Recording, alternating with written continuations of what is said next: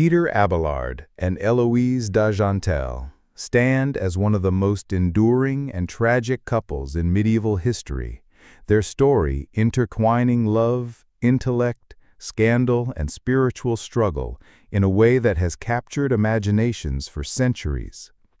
Abelard, born around 1079 in Le Palais, Brittany, was a brilliant scholar whose mastery of dialectics and theology earned him fame across Europe.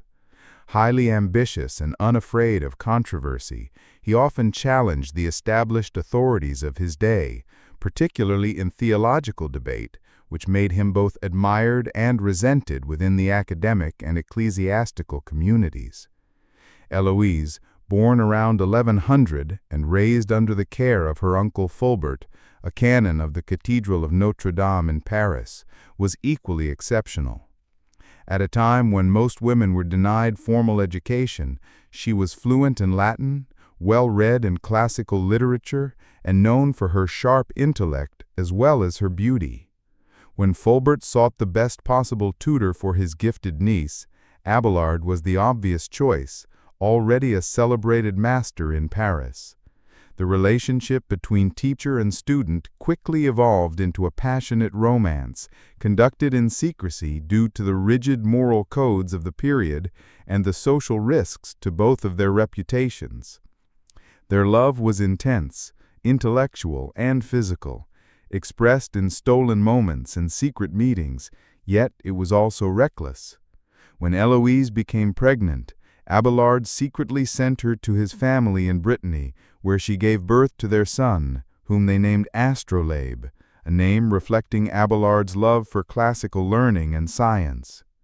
In an attempt to appease Fulbert and repair the scandal, Abelard proposed marriage, but Héloïse initially resisted, fearing that wedlock would hinder his scholarly career and that the political and religious climate would turn against him. Eventually, under family pressure, they married in secret, yet this did little to end the tensions. Fulbert, believing Abelard intended to discard Héloïse and hide the marriage to protect his ambitions, became increasingly hostile. The situation escalated into tragedy when Fulbert arranged for a group of men to attack Abelard in the night, castrating him in a brutal act of revenge. The assault effectively ended their physical relationship and forced a dramatic change in the course of their lives.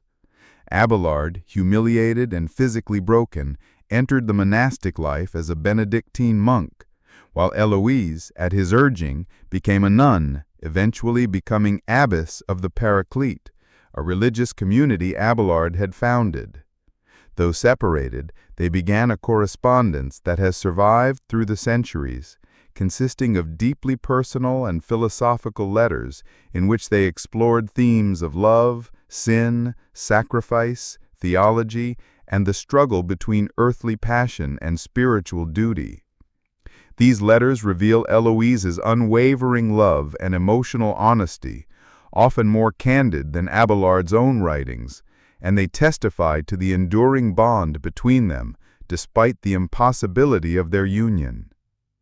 Abelard's later years were marked by intellectual battles, as his writings on theology and philosophy brought him into repeated conflict with church authorities, most notably with Bernard of Clairvaux, leading to condemnations at the councils of Soissons and Sens. Héloïse, meanwhile, proved herself an able and respected leader, guiding her convent with wisdom and ensuring that Abelard's works and reputation were preserved. When Abelard died in 1142, his remains were eventually taken to the Paraclete, where Héloïse was later buried alongside him upon her death in 1164. Over time, their story has been romanticized in literature, poetry, and art, becoming a symbol of the eternal conflict between love and duty, passion and reason, and the price paid for intellectual independence in an age of rigid moral and religious constraints. Their legacy endures not merely as a tale of tragic romance, but as a testament to the power of the mind and heart in defying the limitations of their time.